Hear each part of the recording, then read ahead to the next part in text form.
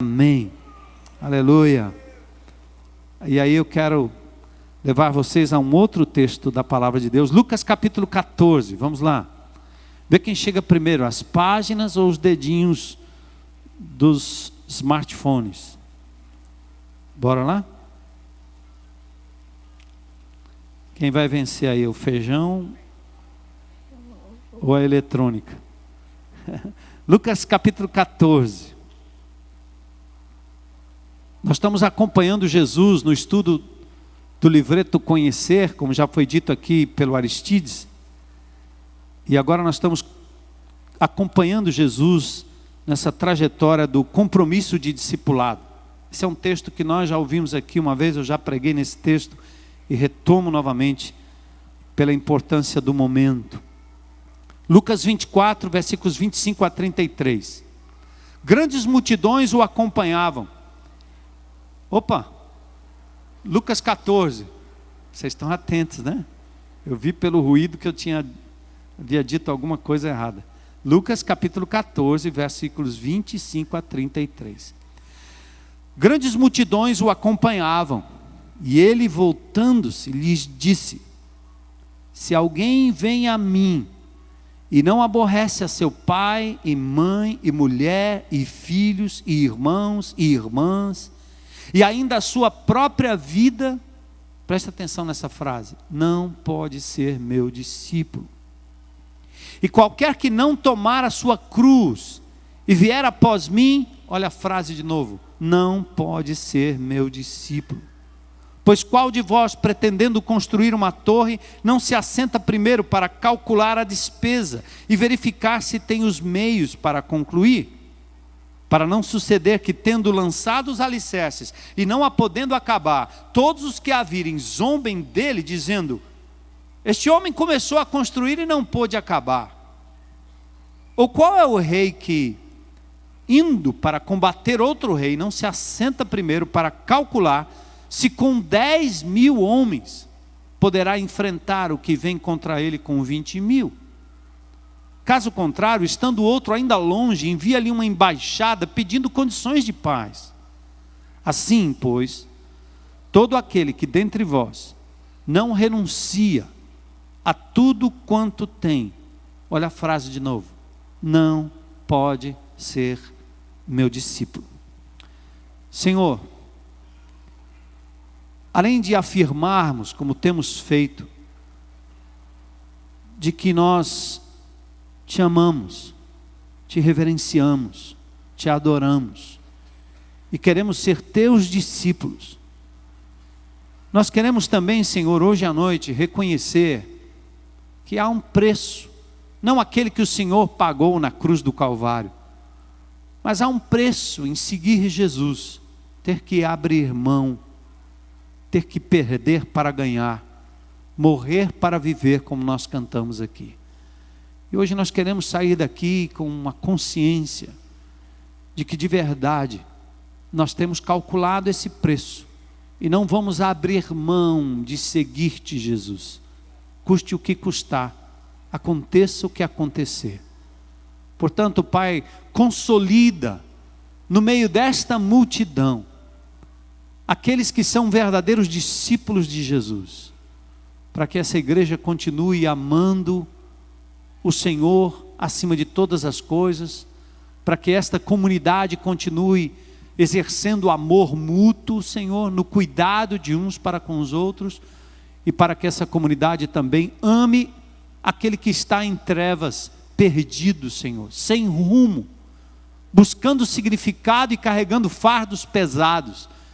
Que o nosso amor seja tal que as pessoas consigam enxergar em nós a vida de Cristo, a palavra de Cristo, o morrer de Cristo, para que também a vida de Cristo seja encontrada, Senhor, para a salvação de muitos que estão ao nosso redor. Usa-nos, Senhor, para a honra e glória do teu nome, e te louvo por esses que aqui pausam hoje à tarde, quando poderiam estar em tantos outros lugares. Honrado e glorificado seja o teu nome, por essas pessoas que aqui estão diante da tua palavra, na presença do teu Espírito. Completa a tua obra, nós te pedimos isso em nome de Jesus, amém. Amém. Podem sentar.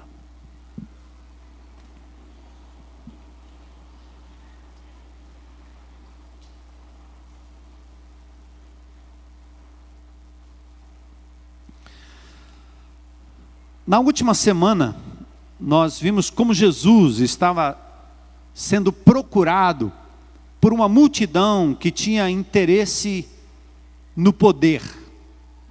Aquela multidão que queria fazer de Jesus um rei. João capítulo 6, verso 15.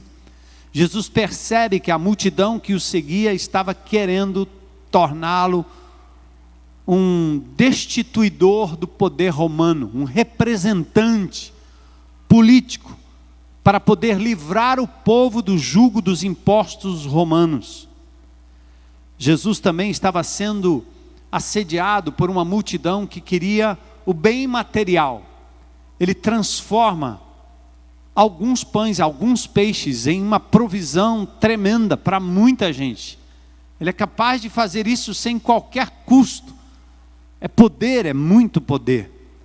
A multidão também corria atrás de Jesus porque ele era capaz de curar instantaneamente.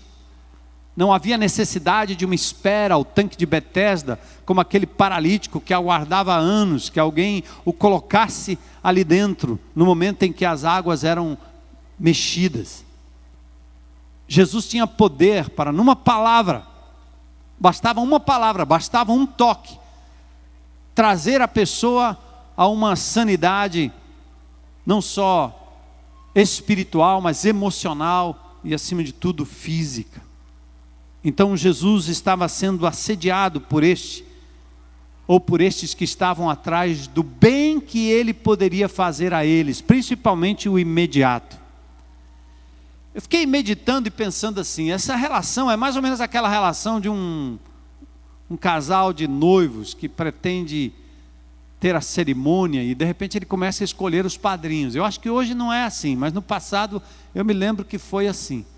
Você escolhia os padrinhos mais ricos, porque eram estes que seriam capazes talvez de dar os melhores presentes. E é uma situação tão triste, né? Você pensar que alguém vai lhe escolher para um momento tão importante só por aquilo que você tem a oferecer, e não por aquilo que você é e representa na vida dessa pessoa. Jesus, enquanto esteve aqui, ele também foi assediado por pessoas que não queriam nada com ele. Não queriam nenhum compromisso com suas palavras, com o seu chamado, com o seu caminho para a cruz. Eles só queriam o benefício material, o benefício do poder. Em João 6, no capítulo 6, verso 15, o texto diz, sabendo Jesus que pretendiam proclamá-lo rei à força, ele retirou-se sozinho para o monte. Ele saiu fora. Foi buscar a presença do Pai. E Jesus também disse, no mesmo capítulo, no verso 26, a verdade é que vocês estão me procurando, não porque viram os sinais miraculosos, mas porque comeram os pães e ficaram satisfeitos. Ou seja, são seguidores que seguem Jesus até o ponto em que os seus desejos, suas necessidades básicas são satisfeitas. É aquele que diz, eu perdi até agora, mas com Jesus eu vou ganhar todas. Eu não tinha nada até agora, mas com Jesus agora terei tudo. E você começa a vislumbrar um progresso material, talvez físico, só porque você vai seguir Jesus e ele se compromete ou eventualmente realiza o milagre segundo a sua vontade. Mas ouçam, Jesus disse isso a eles. Vocês estão atrás de mim porque vocês comeram os pães e ficaram satisfeitos.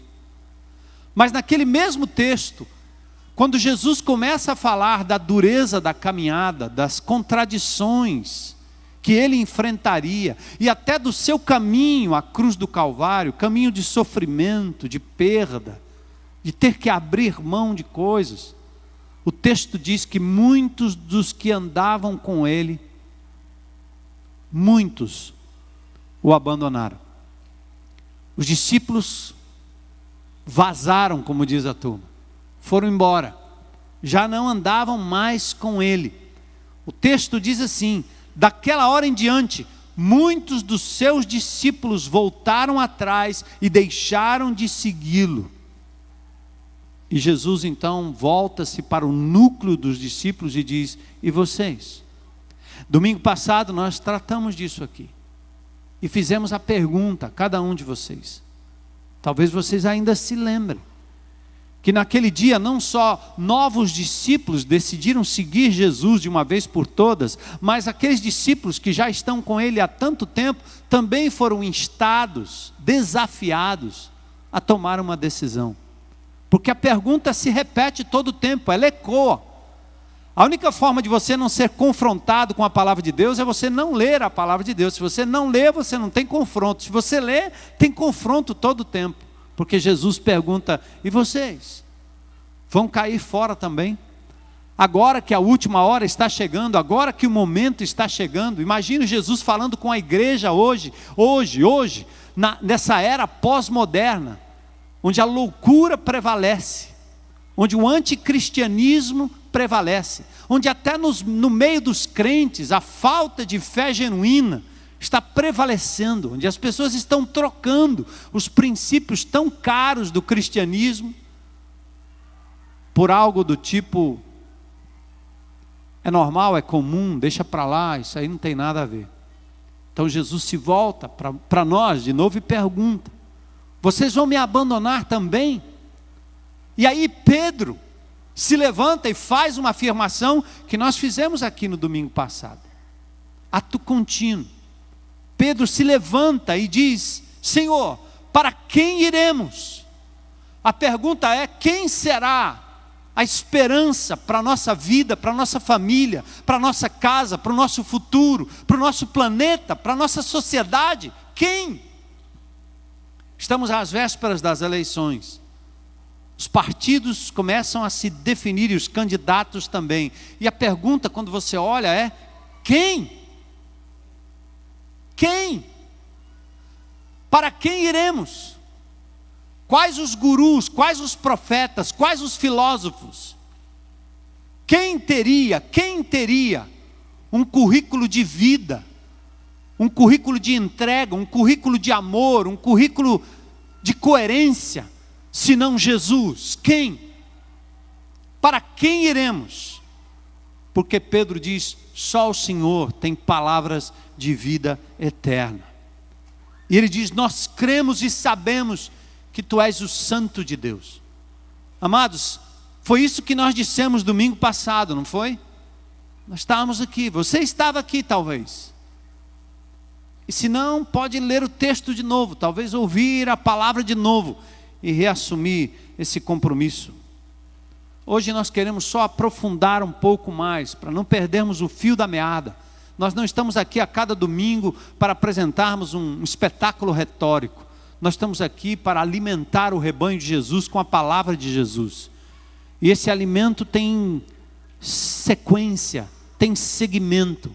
É feito de forma a focar na pessoa do Senhor Jesus Cristo e fazer dos espectadores de auditório e fazer dos crentes na igreja ou num cristianismo de tradição verdadeiros discípulos de Jesus. Uma comunidade comprometida com o Senhor em todos os sentidos. Por isso hoje nós vamos definir melhor o que somos e o custo de sermos discípulos de Jesus. Pense nisso hoje à noite. Deus planejou para nós um mundo ideal. Homem e mulher, adorando o Criador e naturalmente procriando para povoar a terra e usufruir de uma comunhão diária com Ele. Mas a rebeldia do coração humano provocou uma ruptura com o divino. E com isso a morte da raça, das relações entre os seres humanos e a morte do planeta. É o que nós estamos assistindo. Os planos de Deus teriam sido frustrados. Não fora o grande amor de Deus pelo ser humano criado à sua imagem e semelhança. E Ele amou tanto que Ele decide intervir na história enviando Jesus. E de forma sacrificial, Ele providencia uma provisão perfeita. Cristo Jesus, exemplo de humano perfeito, que veio para experimentar a morte por nós e veio vencer a morte por nós também, mostrando que mesmo no meio desse mundo tão louco, tão maluco, tão destruidor de vidas, de sentimentos, de relacionamentos, é possível viver o reino de Deus e retomar de novo aquele primeiro amor, aquele primeiro motivo divino de ter nos criado à imagem e semelhança dele. Seu Filho Jesus. Por isso Paulo diz em 2 Coríntios 5,17, se alguém está em Cristo, é parte de uma nova raça, de uma nova humanidade que está sendo formada. Por isso nós cantamos aqui com coerência, nova criatura sou, eu sou parte de uma nova criação. É o que você é, meu irmão, como discípulo de Jesus. Para que isso pudesse acontecer hoje, para que Jesus pudesse entrar na minha vida e consertar algumas coisas que foram tão desgraçadas pelo tempo, pela influência dos pais, pela lacuna de amor familiar, pela forma com que as pessoas me trataram ao longo da história e deixaram marcas profundas na minha personalidade. A única forma de me reencontrar de novo com o modelo divino é entregando a minha vida a Jesus, é seguindo como meu Senhor e Salvador, é me tornando um discípulo dele, porque a partir daí ele começa a renovar dentro em mim aquilo que foi perdido lá no Éden e me faz viver de novo aquilo que estava no coração de Deus lá no início. Tem sido assim na minha vida há mais de 40 anos, tem sido assim na vida de muitos de vocês há poucos dias, em que vocês entregaram a vida a Cristo Jesus e podem dizer, tem algo acontecendo aqui que é miraculoso, que é extraordinário, o Senhor está mudando a minha vida, meu ser, minhas relações, a minha casa, o meu trabalho, está mudando o meu coração de uma forma especial, amém? Quantos têm experimentado isso aí? Levanta a mão para dizer, eu tenho experimentado isso, pode baixar a mão. Cristo entrando e mudando, extraordinária mudança. Mas para que tudo isso acontecesse, foi preciso que Jesus pagasse o preço para morrer em nosso lugar. Morrendo, para que muitos pudessem viver. A nova humanidade composta de discípulos de Jesus, agora unidos numa comunidade chamada igreja. Os que são chamados para fora do mundo, saindo do lugar de morte para um lugar de vida. Comunidade dos que foram chamados para fora da humanidade decaída, para experimentarem uma nova vida em Cristo Jesus. E aqui, meus irmãos, aqui dentro, onde nós estamos, ou em qualquer igreja que esteja reunida hoje, em nome de Jesus, em qualquer lugar desse planeta, a despeito das contradições que nós encontramos aqui no nosso meio, a despeito da mistura, a despeito do joio no meio do trigo, a despeito destes que Judas descreve, que estão no nosso meio, pregando a libertinagem, usando a graça de Jesus que não pune imediatamente, às vezes, para que o indivíduo pense assim, eu continuo fazendo errado e nada está acontecendo comigo, bora lá, cadê Deus? Cadê que Ele não me pune? Cadê que não caiu um raio na minha cabeça? E ele continua propagando a mentira, o erro, o engano, princípios e valores que são absolutamente ou absurdamente anticristo. Já não chega o mundo lá fora, mas a despeito disso, a despeito de ainda termos no nosso meio pessoas com esta índole, a nova humanidade está sendo formada no meio de nós, discípulo a discípulo, pessoa a pessoa. Indivíduos estão recebendo um toque, um chamado pessoal para deixar de ser solitário, individualista, para deixar de ser egoísta, de só pensar em si mesmo, para deixar de ser isolado e assim pertencer a uma comunidade de discípulos, no grande e no pequeno ajuntamento. O projeto é coletivo, mas Jesus continua chamando um a um. E Ele vai usar a sua boca, vai usar a sua voz, vai usar a sua mão para erguer alguém e tornar este alguém um verdadeiro discípulo de Jesus. Vamos começar por aqui. Do singular para o plural, da parte para o todo, do íntimo pessoal para o coletivo ajuntamento. Foi isso que Jesus disse aos seus discípulos lá no cenáculo. Ide, façam discípulos de todas as nações. Ou melhor, à medida que vocês forem por aí, para casa, para o trabalho, para a semana, para a lida, para a labuta, seja o que for, vão fazendo discípulos à medida que você toca em pessoas que não me conhecem como Senhor e Salvador. Façam discípulos, batizem os discípulos, ensinem os discípulos.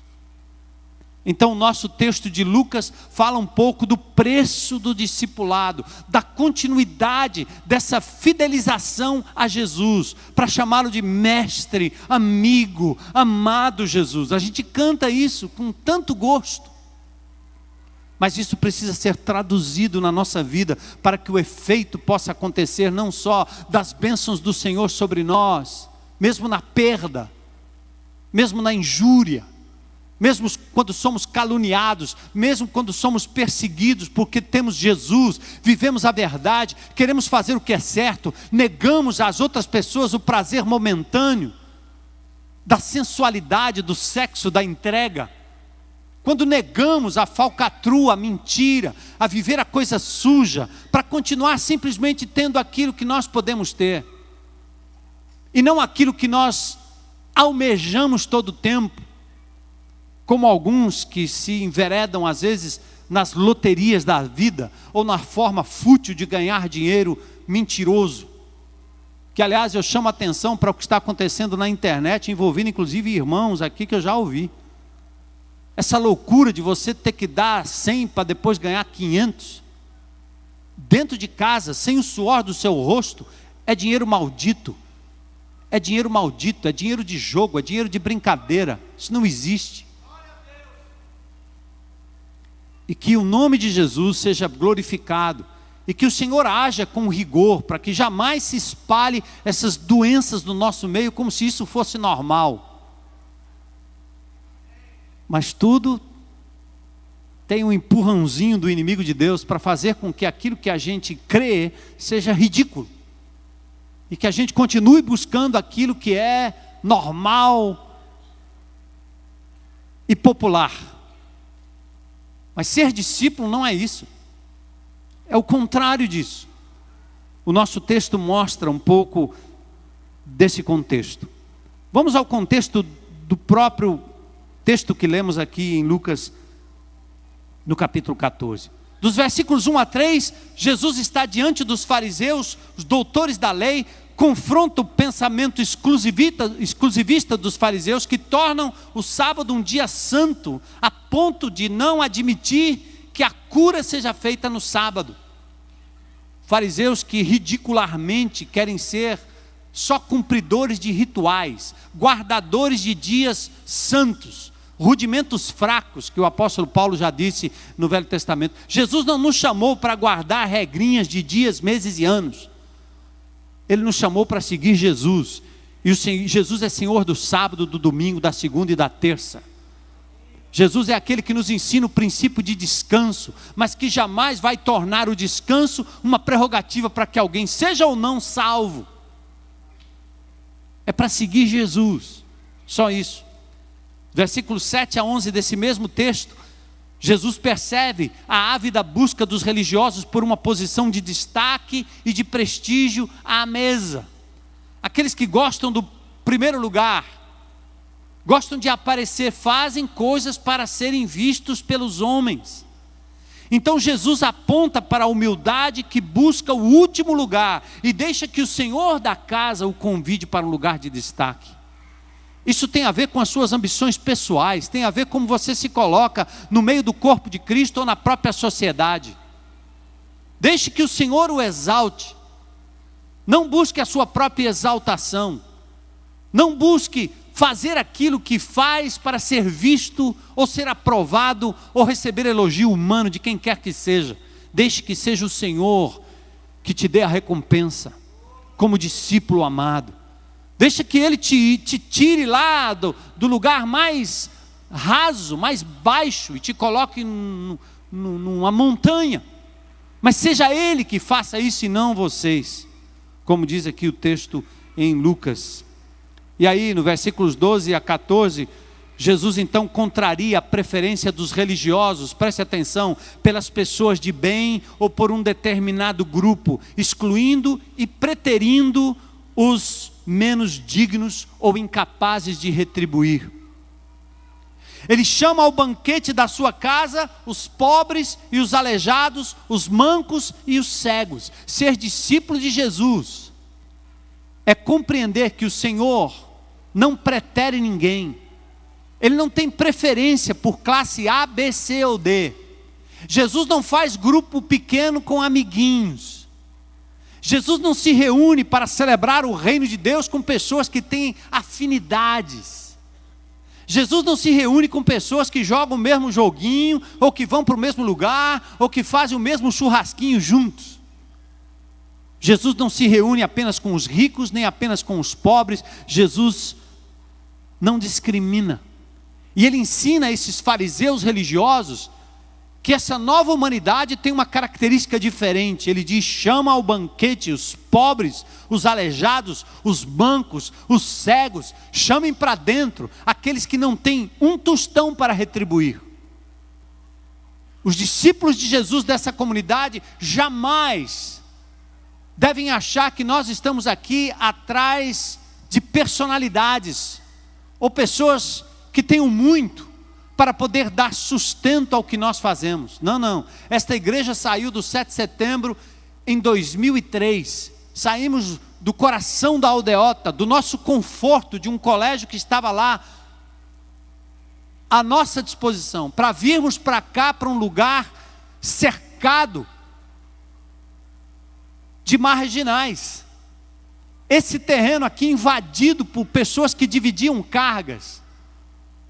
Como diz a gíria, mocó de drogas.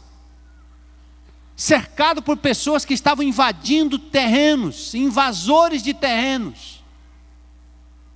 Cercada de pessoas que têm parentes no presídio bem pertinho. Mas essa comunidade deixou o seu conforto da aldeota e veio para cá para promover uma transformação aqui nesse lugar para a glória de Deus.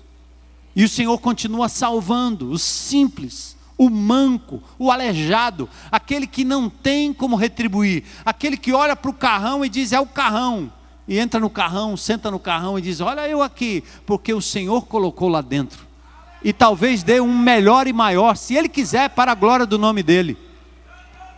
Mas este é o discipulado, essa é a vida do discípulo, que olha para as pessoas como Jesus olhou. E aí, quando Ele chama os convidados, todos têm desculpas. Venha para o banquete. Um diz: não, eu comprei um campo, tenho que ir lá ver se a terra é boa. Outra: eu comprei 5 juntas de bois, eu tenho que ir lá dar uma olhada. E outro: não, tem um casamento aí.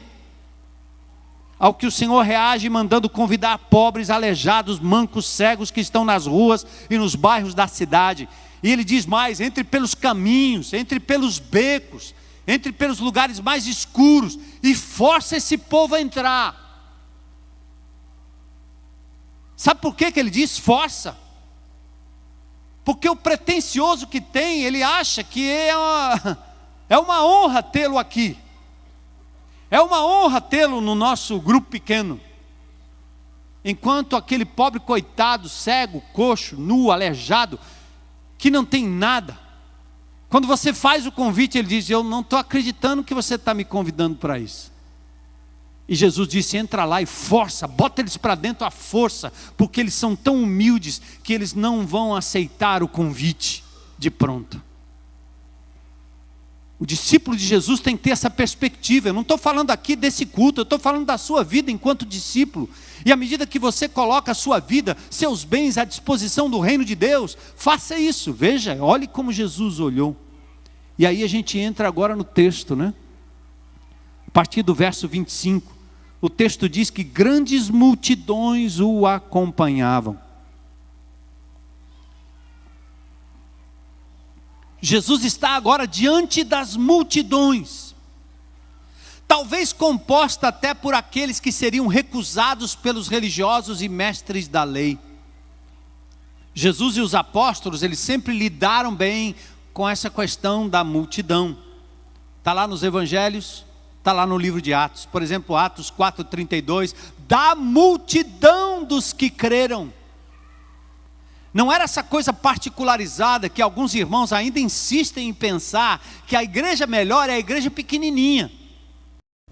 Tem que ser daquele tamanhozinho que ele conhece todo mundo, que todo mundo conhece o nome dele, que o pastor visita a casa dele e que ele mantém todo mundo refém. Ele não gosta de desconhecido, porque ele não entende que os desconhecidos é que entram para dentro do reino, chamados, empurrados pelo Senhor. Ele não tem disposição de fazer amigos, de abrir a casa, de conhecer gente nova. Ele não vibra com isso. Tem pessoa que às vezes entra aqui e acha esquisito, porque ele veio para a IBC há uns 5 anos atrás. Ele entra, depois ele diz, eu estive lá na IBC, muito estranho, não conheci quase ninguém. O que ele estava esperando? O mesmo clube do Bolinha. A mesma meia dúzia de discípulos, que traz para ele segurança e conforto, porque ele não é capaz de olhar para uma pessoa desconhecida e despejar sobre essa pessoa o amor e o olhar de Jesus. Ele não é capaz. Para isso ele precisa ser um discípulo, capaz de abrir mão do seu conforto, capaz de abrir mão dessa coisa de, estou num ambiente que eu me sinto bem, estou aqui atrás de pão, estou aqui atrás de conforto, estou aqui atrás de ser servido. Mas o evangelho de Jesus é diferente. Tem que entrar nos becos, tem que entrar nos lugares mais perigosos, tem que arriscar para realmente poder abraçar e amar aquele que precisa de Jesus. Então, da multidão dos que creram. Aí vem um novo compromisso. Mesmo assim, essa multidão que procurava Jesus por causa do pão, ou só Deus sabe por quê, agora precisava compreender o compromisso do discipulado. Nada de poder, nada de ser um super-herói que agora aciona pela oração o poder da fé para fazer destruir quem ele quer destruir. Nada de usar essa coisa da oração como se fosse um mantra para trazer coisa boa para a gente. A intercessão do apóstolo Paulo nunca foi pedindo alguma coisa, mas intercedendo pelas pessoas, pela situação da cidade, da família, pela situação dos perdidos, pedindo para que as pessoas tivessem mais e mais iluminados os seus corações para compreender mais de Jesus. Olha as orações do apóstolo Paulo no Novo Testamento, muito diferente das nossas orações. E aí, ser discípulo é mais do que ser um na multidão. Há um preço, um compromisso e um custo a ser calculado. E Jesus repete 3 vezes, não pode ser meu discípulo. Quem não pode ser meu discípulo? Quem não pode ser meu discípulo? Quem amar mais as pessoas do que a mim. Hora da decisão. Chamado resumido no verso 33. Expandido nos demais versos. Olha o verso 33. Assim, pois, todo aquele dentre vós que não renuncia a tudo quanto possui, não pode ser meu discípulo. Gente, nós estamos correndo o risco, o governo acaba de inaugurar uma nova estação, a primeira estação do metrô. Eu nasci e me criei em São Paulo, no lugar onde eu morava, hoje é uma das estações de diversos trajetos de metrô que tem em São Paulo. Mas a pior coisa é quando você sabe que só existe um trem, um vagão, uma porta para te levar para a eternidade. E você corre o risco de ficar de fora. porque não entende a profundidade daqueles que são chamados por Jesus para usufruir a vida eterna e ter com Ele e ter nele uma comunhão real, uma vida espiritual real, experimentar o milagre divino transformador real, não religioso. Então é preciso definir melhor. Ele está dizendo, você não pode ser meu discípulo enquanto você não renuncia tudo para me ter como prioridade na sua vida. O discípulo é aquele que ouviu um chamado e que se torna seguidor de uma pessoa. Jesus convoca pessoas para segui-lo, irem após ele, imitando, obedecendo os seus mandamentos. A multidão seguia Jesus, mas não indicava qualquer convicção ou entrega total. Os seguidores dos rabinos escolhiam o seu mestre. Entre os filósofos, os discípulos pagavam para receber conhecimento dos seus mestres. Sócrates foi o primeiro a abolir isso. Nada de pagamento para receber conhecimento. Jesus certamente nunca quis nada dos seus discípulos além de um compromisso, enquanto Ele mesmo pagou o alto preço para que nós pudéssemos ser libertos da condenação eterna. E Jesus agora chama os discípulos para segui-lo, tornando Ele mesmo o próprio caminho. Ele diz, eu sou o caminho, este é o caminho estreito, é o caminho difícil, é o caminho tortuoso, no sentido de que ele não está nivelado ainda. É um caminho de sofrimento, é um caminho de abstinência, não é um caminho do prazer pleno aqui e agora. Jesus é o caminho, segue-me. Quando ia passando, ele viu Levi, filho de Alfeu, em Marcos 2,14, sentado na coletoria, e ele disse a Levi, ou Mateus, segue-me, segue-me. Em Marcos 10:21, Jesus olhando para ele, o amou, ele disse, uma coisa te falta, vai, vende tudo quanto tens e dá aos pobres, e terás um tesouro no céu, e vem e segue-me. E aquele jovem rico se entristeceu, porque Jesus estava pedindo para ele abrir mão daquilo que lhe era mais precioso do que a sua relação com Deus.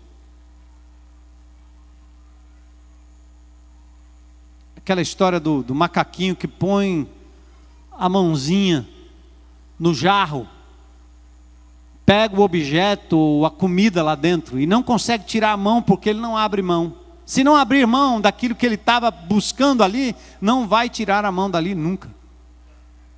Nós somos do mesmo jeito. Queremos seguir Jesus, mas estamos presos a coisas que nós não soltamos de jeito nenhum. E Jesus está dizendo, se você não abrir mão, se você não renunciar, você não pode ser meu discípulo. Estar na multidão não me faz um discípulo de Jesus. Mas ao receber dele um chamado, nós decidimos segui-lo. Recebemos o seu Espírito e amamos a sua palavra. E o preço está aqui, Lucas 14:26. Se alguém vier a mim e não aborrecer a mãe, o pai, a mulher, os filhos, irmãos e irmãos, ainda também a sua própria vida, não pode ser o meu discípulo. Deixe-me traduzir essa linguagem. A linguagem aqui é uma linguagem hiperbólica, extremada. Jesus usa aqui a linguagem dos extremos. Lembra quando ele fala em Mateus sobre se o teu olho direito te faz pecar, o que ele diz? Arranca. Se essa miserável internet te faz pecar, cara, puxa o fio. Alguns até no passado, tinham que quebrar a televisão, tinham que quebrar os CDs, tinham que quebrar o toca-DVD, tinham que quebrar. É tão radical que precisava quebrar. Assim como aqueles indivíduos envolvidos em artes mágicas lá no Novo Testamento, tinham que vir publicamente queimando seus livros demoníacos. Muitos crentes em Cristo Jesus ao longo da história tiveram que quebrar coisas. Eu tive que quebrar coisas na minha própria vida. Porque você vinha curtindo aquela sujeira, aquela coisa que não lhe fazia bem, você se torna um crente em Cristo Jesus e continua com aquilo dentro da sua casa. Como se fosse um altar construído. Tem hora que você tem que derrubar os altares que você mesmo construiu. Tem hora que é hora para quebrar, para tratar radicalmente com aquilo que é tropeço para você. Por isso Jesus disse: se a tua mão direita te faz pecar, arranca. É melhor você entrar no reino sem ela do que passar o resto da eternidade no inferno com as duas mãos. A linguagem é hiperbólica, é extremada. O que Jesus está querendo dizer não é que você deve cortar o seu pulso, cortar a sua mão ou coisa parecida. Orígenes, um dos patriarcas da igreja, lá no início do cristianismo, ele tinha um problema com sexo. E ele resolveu que ia resolver o problema do sexo dele. Ele se castrou, cortou, pronto. E agora ele está castrado e recolhido. Só que ele continuou tendo o mesmo problema, porque o negócio não estava no pênis. Estava aqui, ó. Para muitos hoje que curtem a pornografia, o órgão sexual nem funciona. Mas eles curtem essa nojeira, porque é um vício, é um lixo que o diabo está colocando na mente e no coração de muitos de nós. Muitos de nós. Nós já vimos homens de Deus caírem aqui dentro da nossa comunidade por conta disso. Hoje os jovens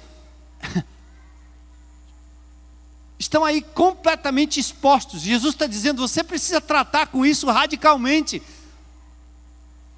Arrancam. Tira o olho. E aí ele está dizendo agora com relação àquilo que lhe impede de ser um discípulo autêntico e verdadeiro de Jesus. Ele não está dizendo para você matar seu pai, sua mãe, seu irmão, seus irmãos, seus amigos, nada disso. A palavra aqui quer dizer, aborrecer aqui significa amar menos. Amar menos.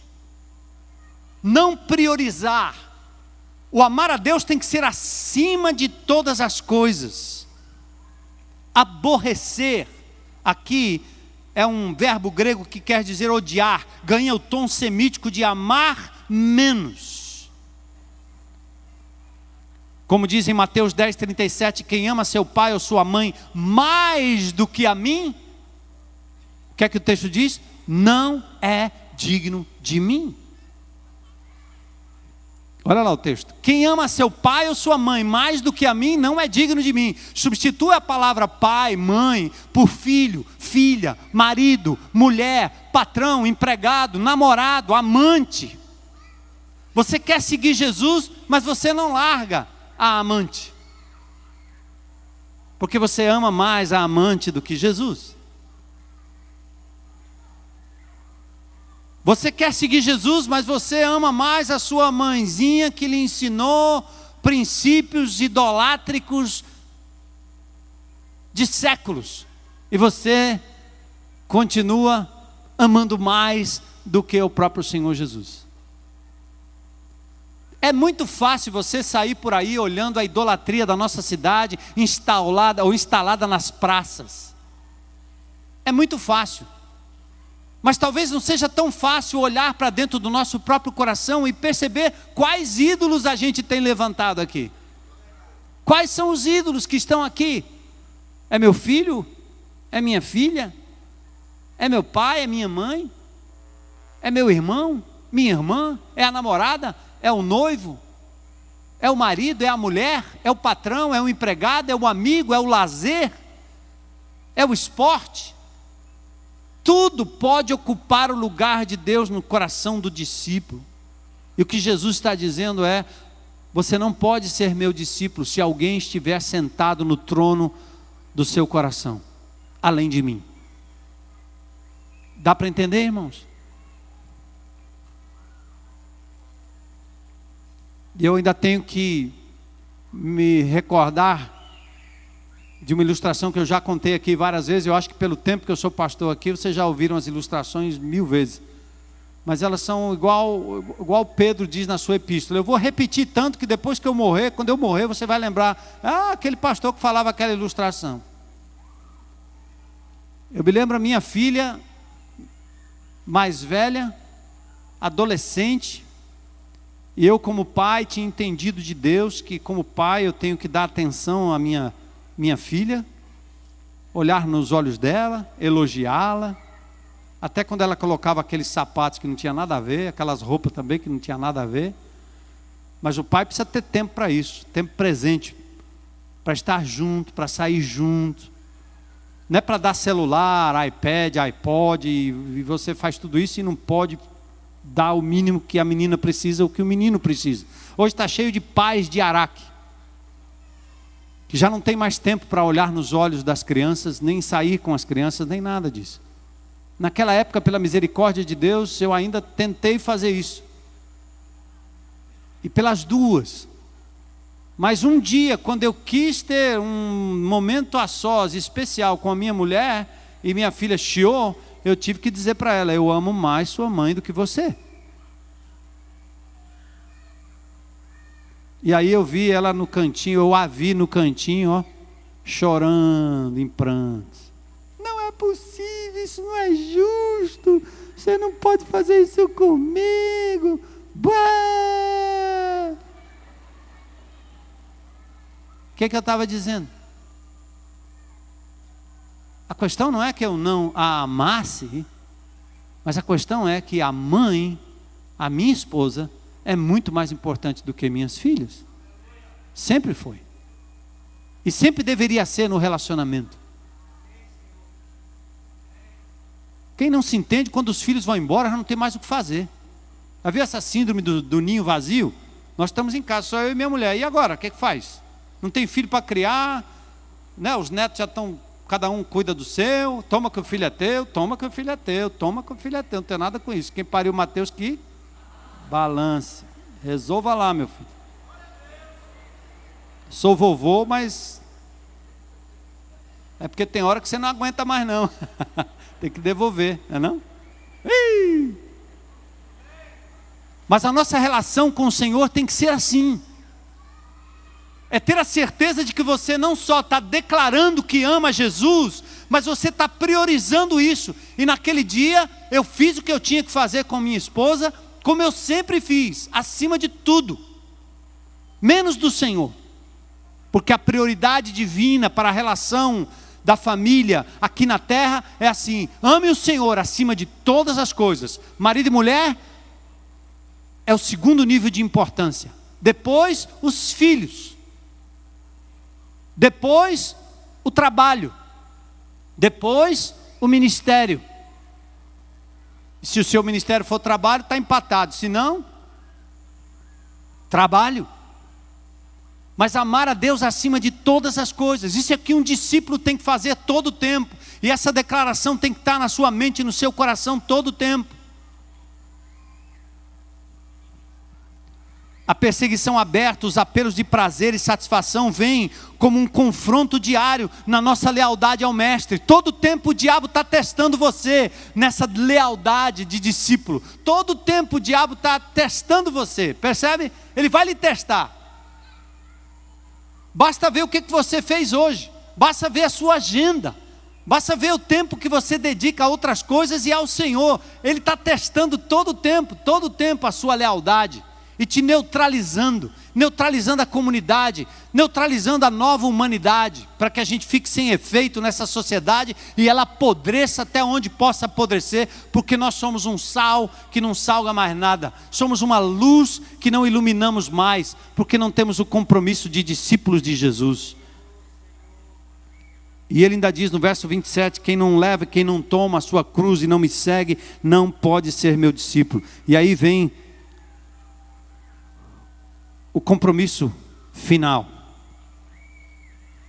Levar a sua cruz, a palavra stauros, essa palavra dita antes do Calvário. Qual seria a cruz? Qual o sentido dessa palavra? A crucificação era uma prática romana. O condenado à morte tinha que carregar a sua própria cruz até o lugar da crucificação. Mas Mateus esclarece o significado. Quando ele diz em Mateus 10, 38 e 39, quem não toma a sua cruz e vem após mim, não é digno de mim. Quem acha a sua vida, perde-a. Quem todavia perde a sua vida por minha causa, vai achá-la ou achá-la-á.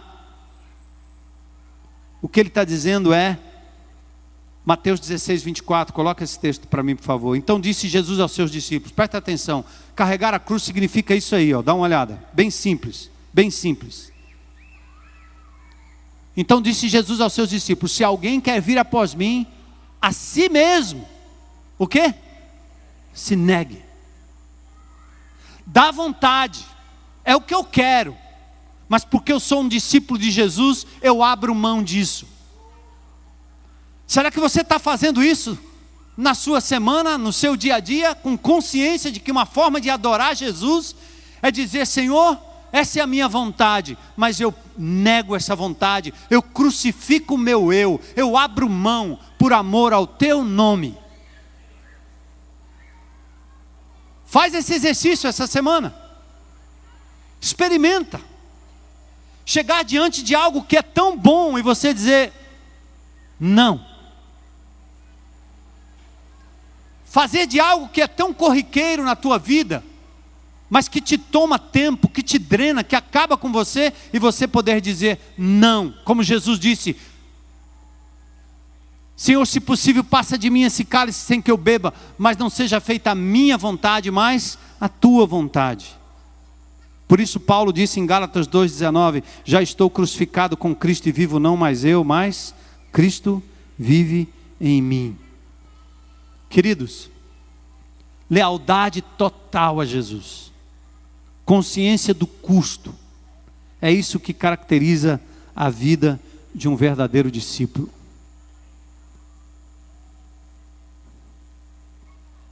Você tem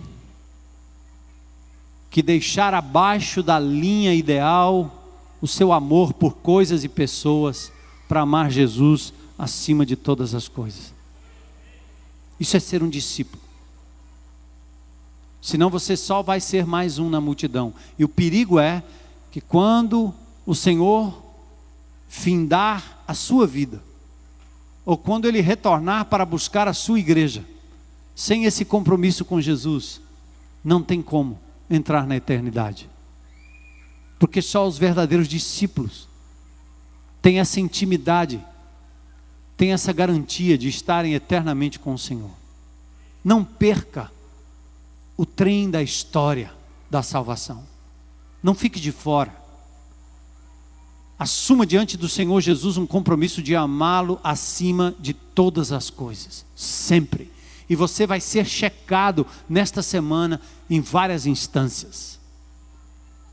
E no exercício do dia a dia também, em nome de Jesus, vá para casa, pensando naquilo que é a sua vontade, aquilo que é o seu desejo, aquilo que lhe dá prazer, aquilo que você gosta.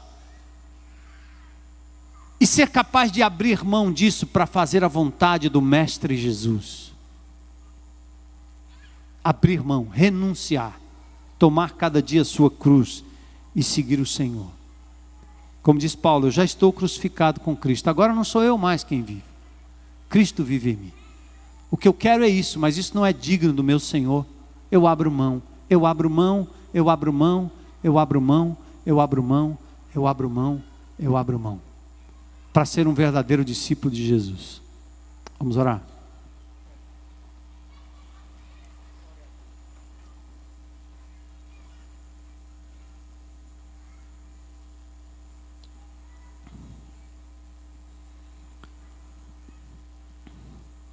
Senhor, os dias são maus, o sofrimento da raça humana, da nossa cidade, da nossa família, as lutas se intensificam, Senhor. Estamos às portas da inauguração de um novo reino, mas não sabemos exatamente quando. Mas eu te peço, ó Senhor, levanta no meio desta multidão discípulos autênticos, seguidores de Jesus, amantes do Mestre, pessoas capazes de renunciar a tudo por amor a Jesus, abrir mão. Isso não significa jogar fora o que quer que seja, mas significa colocar isso diante do teu altar e dizer: Senhor, está aqui, eu te entrego. E se o Senhor devolver, vamos ter como algo que não é nosso, mas do Senhor, usado para a glória do Senhor, como o Senhor quer. Pai, continua fazendo uma obra no meio desta comunidade. Aliás, eu oro por todas as igrejas, Senhor, nesta cidade, nesse estado, no nosso Nordeste, nesse Brasil, que nessa hora de tanta podridão moral, que a tua igreja não seja confundida com a imoralidade que tem aí fora, com as falcatruas, Senhor, com esse cristianismo morno, que o Senhor diz que vomita da boca, porque não faz diferença, não tem posição. Pessoas que não se arrependem, que não tratam do passado.